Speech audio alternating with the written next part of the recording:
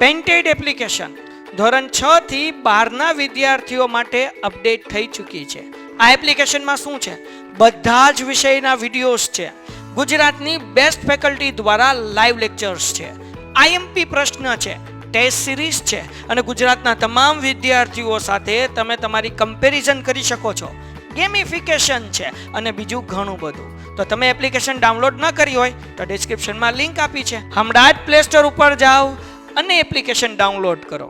ઘરે બેઠીને સરસ મજાનું ગુજરાતની જોરદાર ફેકલ્ટી સાથે ભણો, સારા માર્ક્સે પાસ થાઓ. છઠ્ઠો દાખલો શું કીધું ભાઈ?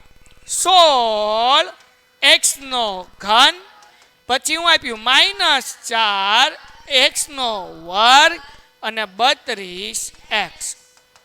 16 4 ના ઘડિયામાં આવે? ક્યારે આવે?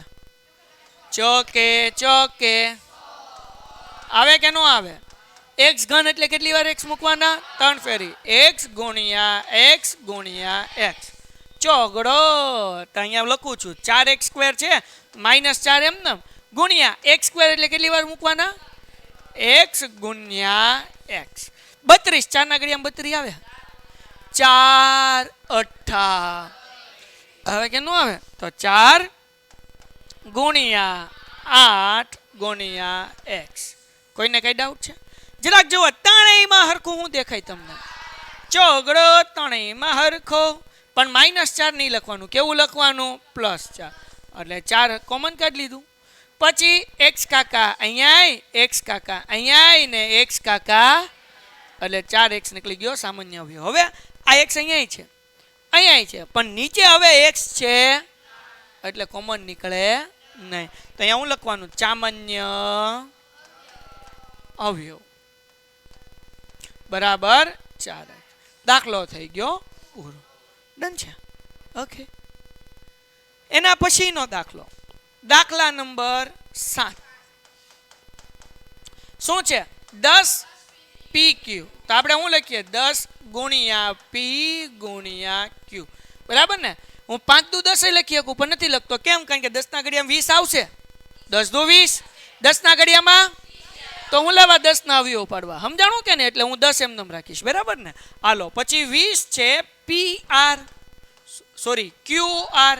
તો 10 ના ઘડિયામાં 20 ક્યારે આવે? 10 ગુણ્યા 2, 10 દુ 20 ગુણ્યા q ગુણ્યા r, qr એમ. પછી શું છે ભાઈ? 30 rp.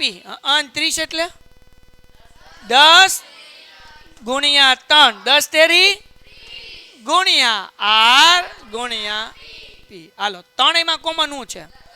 તો આપણે લખીએ સામાન્ય અવયવ. 10 સિવાય બીજું કંઈ નીકળે સામાન્ય નહીં. કેમ? તો કે p આમાં છે પહેલામાં અને ત્રીજામાં, પણ બીજામાં નથી. r સોરી q પહેલામાં છે, બીજામાં છે, ત્રીજામાં નથી. r ની વાત કરીએ તો બીજામાં ત્રીજામાં છે, તો પહેલામાં નથી. તો કોઈ કઈ સામાન્ય છે નહીં. ખાલી એક જ વસ્તુ સામાન્ય નીકળે. શું નીકળે? દાખલો થઈ ગયો પૂરો. એટલું હેલું હેલું છે ભાઈ, કાંઈ અઘરું છે નહીં. 8મો દાખલો. આ v એટલે પાંચડો અને 3 ઓલા એટલે કેટલા કહેવાય? 8. ઓકે. 3x નો વર્ગ અને y નો ઘન. હવે ધ્યાન રાખજો ભાઈ, 3 છે એટલે 3 એમ. x નો વર્ગ કેટલી વાર x મૂકવાના? હે? કેટરીના કેફના વિચારમાં નહીં ખોવાઈ જવાનું, અહીંયા ધ્યાન રાખવાનું. હાલો, x નો વર્ગ છે બેટા. x વર્ગ એટલે x કેટલી વાર? 2 વાર. y કેટલી વાર? 3 વાર. 1 2 અને 3. કેમ મેં y 3 વાર મૂક્યું? y નો શું છે? ઘન છે. ઘન છે એટલે કેટલી વાર મૂકવાનું? 3. મને આવડે નહીં, હું તો ભૂલી જાઉં. 10 y નો ઘન, સોરી x નો ઘન અને y નો વર્ગ. 10 એટલે આપણે મૂકીએ કે 5 દુ ગુણ્યા x નો ઘન એટલે કેટલી વાર? તો 1 વાર, 2 વાર, 3. y કેટલી વાર? 2 વાર. 1 વાર અને 2 વાર. ડન છે? એના પછી શું છે વિદ્યાર્થી મિત્રો? 6 x નો વર્ગ y નો વર્ગ z. 3 દુ x કેટલી વાર? તો x ગુણ્યા x. y કેટલી વાર? y ગુણ્યા અને z 1 વાર. જો હવે ત્રણેયમાં કોમન શું? x² અને કેમ ખબર પડી? જો અહીંયા ધ્યાન રાખો, સામાન્ય અવયવ બરાબર. જરાક ધ્યાન રાખો, x એક વખત, એક વખત, એક વખત, x કાકા આવી ગયા બાર.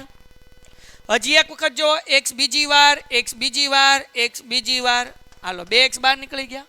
હવે જરાક ધ્યાન રાખો બકુડાઓ, આ y એક વાર, એક વાર, એક વાર, y બીજી વાર, બીજી વાર. ઓય ખા મીંડુ લે, બીજી વાર અને બીજી વાર. થયું કે નહીં? પછી y અહીંયા એક ત્રીજી વાર છે, પણ આમાં y ત્રીજી વાર નથી, એટલે કોમન નીકળે નહીં. તો x બે વાર થઈ ગયું, મતલબ એવો x નો વર્ગ. y બે વખત થઈ ગયો એટલે y નો વર્ગ. તો વચ્ચે ગુણાકારની નિશાની કરવાની જરૂર નથી. તો આપણે ભેગું લખીએ કે હું લખીએ કે x નો વર્ગ અને દાખલો થઈ ગયો પૂરો. Painted Painless Learning.